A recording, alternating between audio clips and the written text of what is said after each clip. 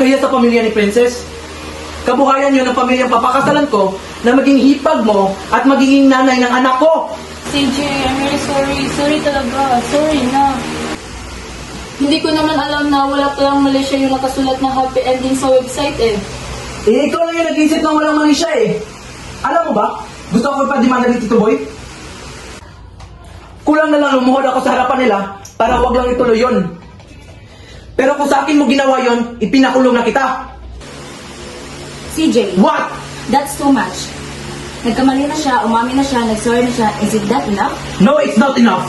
Gusto kong maintindihan kung bakit niya ginawa yun. Obviously, she's concerned about me. Ayaw ka lang namin ma-associate ka with that girl on my questionable background. What? So you knew about this? Ba't di mo pinigilan si Tita D? Kasali ka ba dito?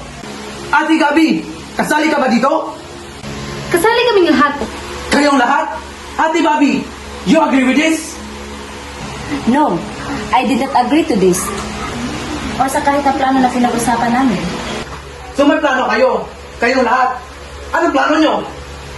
Na iparealize namin sa'yo na hindi mo dapat pakasalan si Princess. God! Di ba nakiusap na ko sa inyo? Nung pamamanikan? Oo, at nagawin naman kami gaya ng hiningi mo. Kahit na insensitive at matapobre yung future in-laws mo.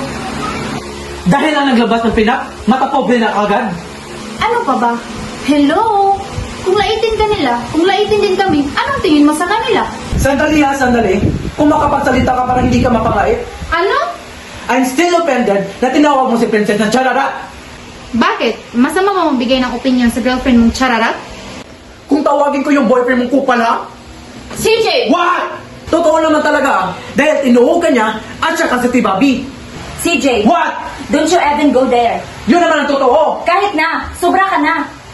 Masobra kayo. Masobra kayong mangyalam. Dahil sobra ka naming mahal. At sana, isipin mo, bago mo pagtaasan yung boses lahat ng tao dito. CJ, pinoprotektahan lang kita. You are our baby brother. Dahil hiniling ka namin sa Diyos.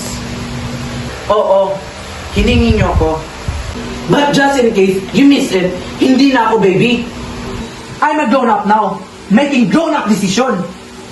At sana, maging ganun din kayo. At tanggapin nyo na matutuloy ang kasal namin ni Princess kahit sa ayaw nyo o hindi. Oh my God! Oh my God! Tinuloy mo? Tinuloy mo yung stupid ng planong yun? Hindi, Bobby. No! That plan was really stupid! Kaya naman pala galit na galit yung isa eh. Hindi ka ba nag-iisip? Hindi mo ba ginamit yung utak mo? Oh my God! Gets ko na. Palpak nga eh. Huwag mo na ulitin. O kaya nga, tingnan mo, imbis na pigilan natin siya, ngayon mas gusto na pakasal yung babaeng yun. Ang tanga lang. Mali ako, pero hindi ako tanga. O bakit? Sinabi ko bang tanga ka? Kakasabi mo lang, di ba? Dahil na-misinterpret niyo naman ako eh. Hindi ko sinabi yon. Ang sabi ko, ang tanga ng idea. Hindi ka tanga. Sana Sabi pinatapos nga, mo na tanga kasi eh. ako eh.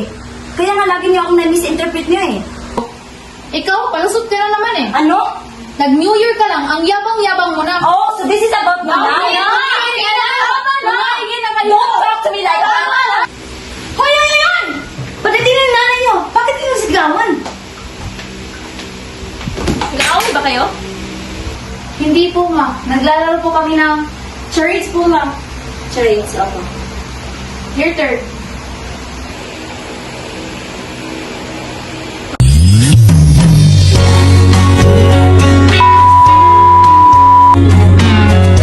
CJ, What? Ba't di mo may parealis? Ay! Anong tingin mo? kung makapaglait ka, parang hindi ka mapangait. Pwede mo ng kupal? CJ! Huwag magalit. There. Ay!